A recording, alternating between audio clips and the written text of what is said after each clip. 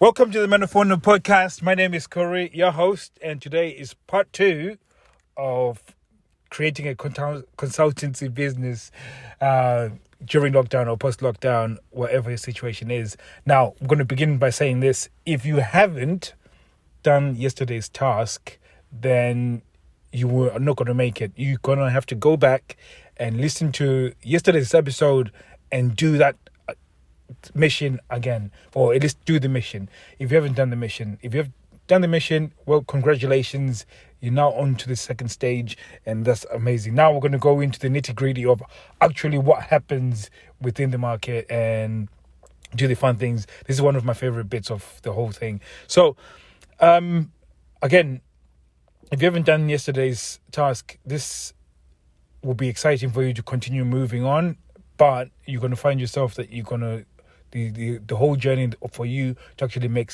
this thing a successful thing for yourself is going to be a lot more difficult, because the things that you should have been dealing with and sorting out, or at least thing highlighted on the first one, are going to just be the things that are going to be tripping you up. So you have to do the first task. It's so important. I jumped that task and it's taken me 2 years to actually sort things out for myself. So yeah, now moving on, we're not going to be talking about markets, and we need to just understand what a market is. And a lot of people think markets is just this one solid thing that determines where money is. But really, market is a place where money flows and it moves. It's constantly moving, and it's all got sub-markets as well. So when you think about markets, you have to think of the consumer. And when you think of the consumer buys from the market based on 3 different desires. So the only time you're buying anything is for 3 different things, either for wealth, for health, or relationships. So those are the things that you predominantly purchase things for. And if you think about it, and all those are within different categories. So for instance, you can buy a car for wealth. So if you buy a really expensive car, so you can carry some clout in order to make a business deal. People do that. I don't agree with it, but I'm just saying that that's one way of buying something based on wealth. In terms of a car, you could buy a car in terms of maybe you got back problems, or you cannot walk, so it's a way of moving from A to B without having to put strain on your back, so that you can, again, same car but fits in different category of the market. So in terms of relationships, there's many people that buy cars, especially men, that buy cars in order to impress women. So just by that example alone, it should show you that you being able to understand the sub-market, or at least understand how customers buy, becomes very important, that they buy based on these desires. And again, Steve Larsen is one that talks a lot about this and really breaks it down so amazingly. And he came up with this example of Gillette, that, what market does it serve? And I think he was asking a question once, and a lot of people came up with different answers to it. They said, they're trying to sell health, and they're trying to sell wealth. And then they said all these things that they thought Gillette was trying to sell. And he showed then an advert of this guy shaving, and then all of a sudden this woman comes in and she sees him all shaved up, and then all of a sudden they're having dinner and they look happy. And then he asked the question, what is Gillette selling? And they said, everybody said they're all selling, Gillette is selling relationships. So again, it's just a razor that for men, for shaving, but it's how they've positioned the thing that they're selling to appeal to a desire, and that desire was the desire of relationship. So understanding this piece becomes very important. Then it actually now begins to paint a picture of post-COVID, whether you've got a economic crisis, the desires never go away. So you have to have that in mind, that the desires never go away. They might just shift. So in terms of people, when they think of that it's a credit crunch. They still want to might stop spending based on the fact that they want to retain wealth, but the desire will now intensify on relationships. So if they're not spending more time in restaurants and doing other things, maybe they might want to have a partner now. So it means that they will shift into something else. If they have a partner and they've got wealth, they might move into health. So they might desire to live a healthier life. Post-COVID, we now realize that our lives are so fragile and anything can happen to stop us from living. So again, people's desires are only shifting. Their spending doesn't change, because as long as the money is moving, there is always going to be money that's going to be spent. So this becomes very important to understand that you got a unique situation when you can be a consultant for this. And actually, just to put some context to this, and I'll backtrack. And this is not me trying to blow my own horn. Because of the stuff that I understand right now, 2 weeks ago, I got a message on LinkedIn, and somebody said they wanted a funnel builder. So I build funnels. I do these business strategies for companies. And I was really excited because it was out of the blue. I'd not even gone through the whole prospecting and doing everything else. So they actually sought me out. So I spoke to them, and this was somebody who was doing the HR, who was actually looking to get a consultant in. And so I spoke to the lady and said, some of the stuff that you're saying, you need to speak to the owner and the marketing director. So I got into this unique situation where I started speaking to the marketing director, and so I did a presentation for them. And I started talking about this, fitting the core desire and positioning and everything like that. And the owner of the business was blown away. But at the same time, the guy who was the marketing director started sort of almost cutting away at what I was saying. And it wasn't the fact that he didn't think it was good. I think he just felt his job was at risk for not knowing the stuff that I already know. And that was just on him. So long story short, with him, even though trying to stop the deal going on, they end up offering me a large sum, which was at the time £40,000 for 6 months work. And they were shocked when I said, I'm going to turn it down. And I think they just thought, if they just flush their money and I should be able to sign and I'll be, working for them and everything like that. And I turned them down. And there's a reason why I turned them down was the fact that when I'd done everything that I was right and I'd spoken to them, but I knew that was going to take me away from something that's going to make me a lot more money, and because of the time and the investment of time, and even some of the goals and that they had set, because of the time and the things that I presented, they started presenting new goals that were not realistic in terms of the business that they are in and the market they're in. So we're now beginning to clash in terms of the expectation sides of things, and that's it. I think they thought I needed the money more than I needed them, which is completely wrong. I'm saying this not to boast, but I'm saying this that this could be you if you actually understand this. That when you understand some of this stuff when it comes to market and market desire, you're the one that's going to be being offered contracts and actually saying, no, I cannot do this contract because of, I value my time, or you're not just going to be selling yourself.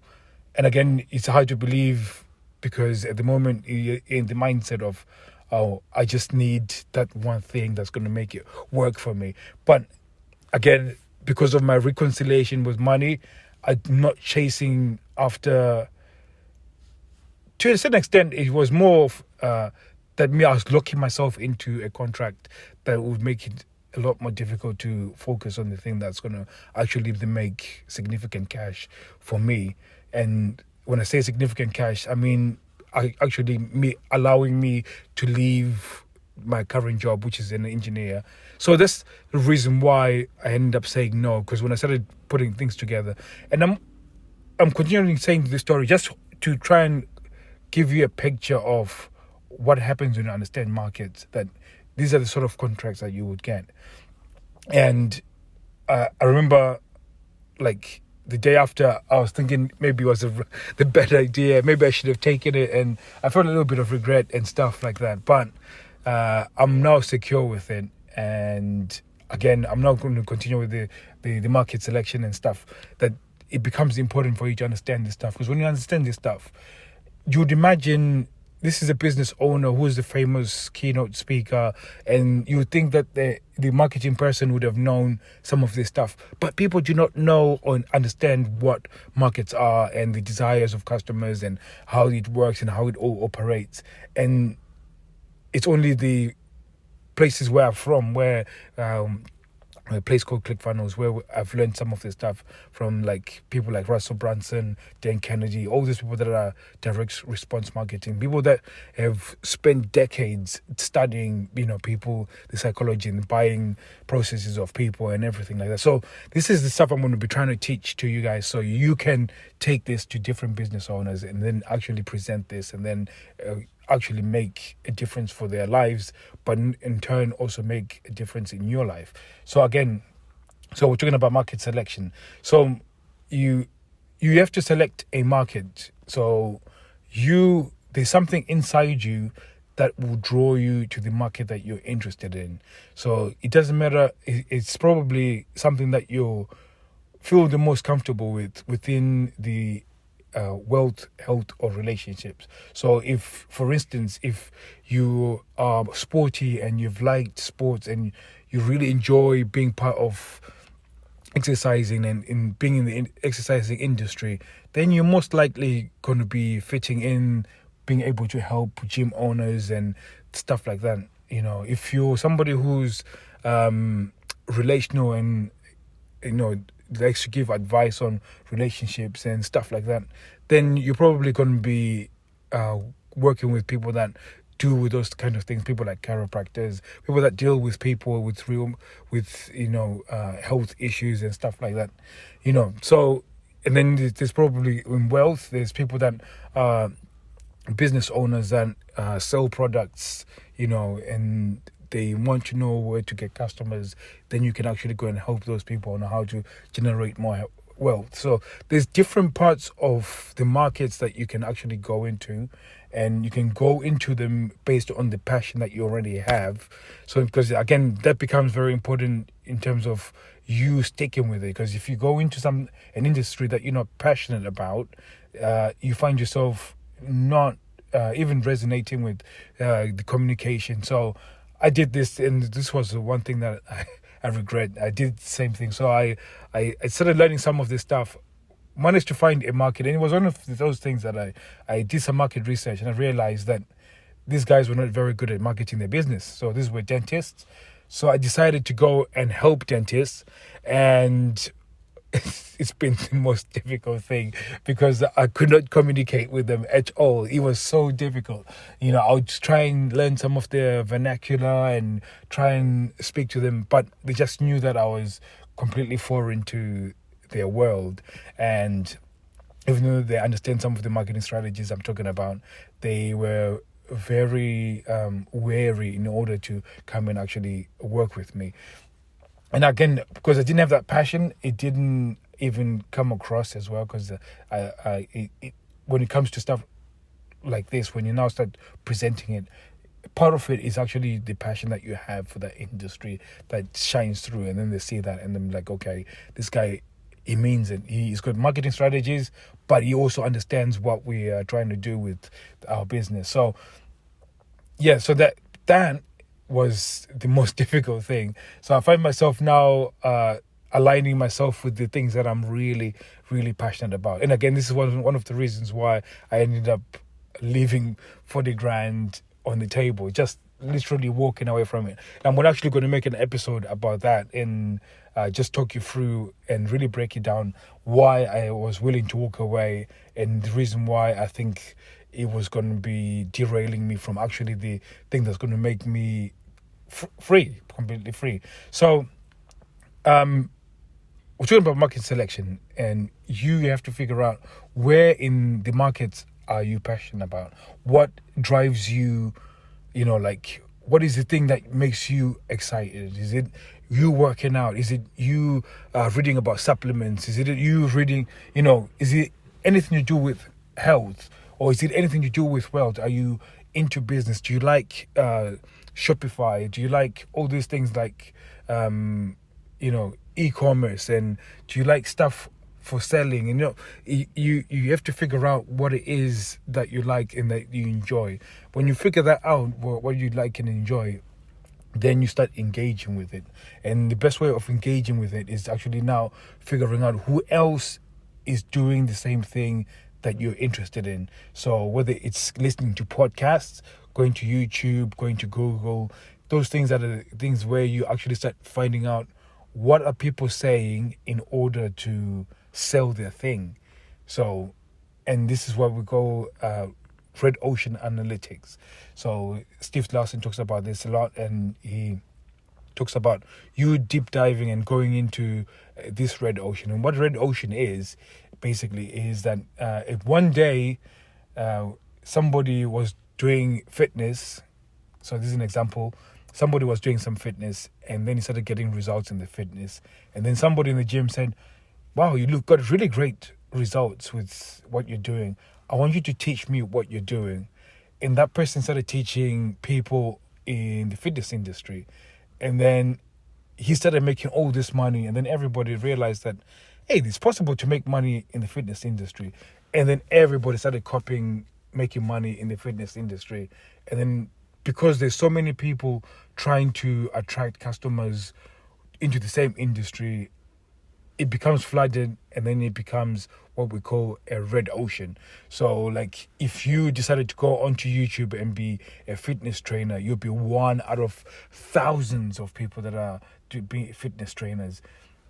If you go there and want to give business advice on YouTube, you're one of thousands of people that are doing the same thing. So it's good because it means that there's a market for it. So you can go and start analyzing what are the things that they're saying, what are the comments underneath.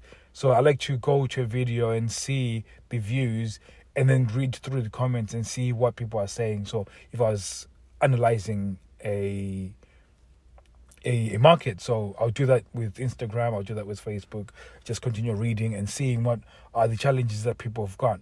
And now I think I spoke about this on a different episode where you have to start trying to see the common thing that people are complaining about, but nobody is doing anything about it. And it comes from the thing where we called duct tape marketing, where people would buy a brand new car, and because they didn't have rear view mirrors, they would go and duct tape a rear view mirror once they buy a brand new car. So over time, the car manufacturers realized that people wanted rear view mirrors. And you can imagine the first car that ended up put a rear view mirror in the market was the car that sold the most, because people didn't have to do that anymore. So it's being able to figure out what is missing within that market. So whether it's fitness, and then that's when you create your own piece of market, where then you become the only person doing that thing. So even if it's in fitness, so for instance, I go to the gym like regular. If you go on YouTube and say how to lose weight, everybody tells you to go to the gym, and then you have to do either, high intensity interval training with weight training and nutrition, and they tell you all this other stuff. But what's interesting is that I saw a video which drove me to go and start doing Muay Thai. So you can be the guy who will be saying, instead of doing that, why don't you go and do kickboxing instead of, and that's a great way of losing weight, because you're happy, you're enjoying, and you're learning, and it doesn't feel like you're exercising. So you're part of a community. So you're not by yourself. You're actually accountable to somebody. And there's other things like that you can sell within it. And now you're creating your own little market, which becomes what we call a blue ocean. Because the red ocean is an analogy of, imagine if there was one shark, and then you get multiple sharks inside one ocean, and then they are feeding on all these customers. it becomes a red ocean because you're just all feeding on the same place. But then if you go and create your own little market where you've created something that's fitting the gap within that red ocean, which is the thing that's missing. So again, you've done the research where you're finding what's missing, and then when you create that thing that's missing, you've created a blue ocean. So you're now delivering the thing that they want in a different way, in a way that is now fulfilling the thing that was missing before. So I really hope I'm not losing you guys, because some of this stuff is easier to actually explain as I'm drawing it out. So hopefully, if you've got any questions, feel free to send me an Instagram, and I can talk you through this, or at least we can have a conversation and I can actually map it out for you. But at the same time, I hope you understand the fact that there's different markets, and all those markets are already saturated with different people on it, but there's some things that are missing within there, and this becomes the thing that you'll be able to figure out. Once you figure it out, this is how you end up creating something amazing for the business owners, and then you can consult with them on that basis, because now you can show them that this is how I'm going to do this thing. And again, giving you that example of the money that left on the table is because I'd figured out the thing that was missing within her market, and then I was creating a blue ocean, and instantly that gave me the advantage over other consultants that they'd been looking at. I was literally, after the presentation, they wanted me to start straight away. So again, it's based on this formula where you can actually go and start looking what is missing within the market that you're trying to sell. How are they selling the products is one thing that you have to look at. So I think it's mission time, and I can go for hours talking about this, but I think I've given you the gist of what it is, and I'm going to try and keep it short so it's digestible, but give you at least a bit of context of what it is. I'm going to give you I'll give you a bit of context before I give you the mission, so when you go to the mission you've got a better understanding of what you're doing. So in terms of the mission, you need to go and figure out what it is that you like. That's one. And then once you figure out what you like, go and see what everybody else is doing within that market. What are they doing? What are they publishing? What are they saying on YouTube, Instagram, Facebook about that thing? If there isn't anything, go to Google, and then see what people are saying about it. If there isn't a lot of information, it's probably not the right thing to go to. It should be something that's active, that is live, where you've got a lot of people selling, a lot of people doing stuff on it. Because when you've got a lot of people going there, it means that it's something that is really hot, but there's always something missing.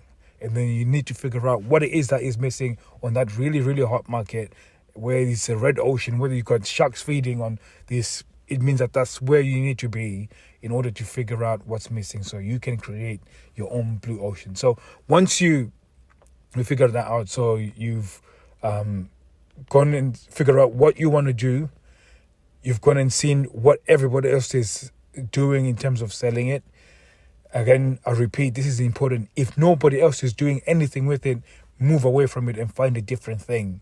Because if nobody else is doing it, it's either that market is dead, or you're the first one to do it, and it can be disadvantaged because then you don't actually have people consuming that thing. You want to go to a place where it's like with the concept of fish, the sharks never just randomly go anywhere.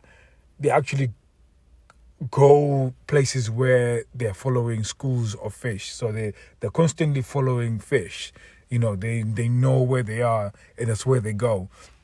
So you as a shark, you should be going towards where the fish is, where the market is. When market, we're talking about people, buyers and sellers. That's where you should be going. And even though there's loads of buyers and people are feeding on the same, that's where you want to be. Where it's highly competitive and crazy, that's where you want to be. And then you start learning. And again, you go to all those places. If you go on YouTube, watch the video of the thing that the person is saying, and then go and read in the comments and see what the person is doing. And you're taking notes as well. So what is it that people are saying? So for instance, if for an example, if somebody was selling a Gillette razor, for instance, if that person said, last time I used it, it left bumps on my skin and this and that and the other. And then that person, because he said that, there's like 100 comments on that same comment, and everybody saying yes. Then you now figure out, okay, there's something about using the razor that is causing bumps. So if I create something to resolve the bumps, then you got an opportunity to actually sell back to those people and actually make money, because you're actually giving them what they want. You find out what the market wants, then you give them what they want. So I've been going on for quite some time. I don't know if I actually got time. So I've got 5 minutes to go. So I'm going to start wrapping it up. Yes, so you do that. So again, figure out what you want, go and study that market. Once you start writing those things down, that's going to be your mission. You need to write them down. And then once you write them down, you start looking at also what it is that you can do in order to fill the gap within that market. So those 3 things will be your mission. And I hope you go and do them, because that's going to be important. And I've given you examples of, a razor, but it could be with anything. And if you've got any question and you're stuck in terms of maybe helping a business, how would you help them to do this? I can go walk you through this. So thank you very much for listening. And I hope this is clear. If I've confused you guys and I've not explained it really well, I totally apologize. But I'm trying to make this serious for my friend, and I hope he's getting it as well. If he's not, he's got my Facebook, so he's going to talk about this and actually start detailing how you can actually implement this. But also, if you've got any questions, go on my Instagram and I can actually start mapping it out for you as well and make it a bit more clear. So if you've got any questions, and if you've got a question about your particular thing and you're stuck on something, just give me a shout and I'll help you through it. So thank you very much for listening. I hope to hear from you guys soon, and thank you for taking on this mission. And we'll be talking about something else tomorrow. So like the blue ocean creation, so we're talking about the red ocean. We're talking about blue ocean creation. I touched upon it a little bit. We're going to go a little bit deeper tomorrow, and then we'll see from there. So thank you very much.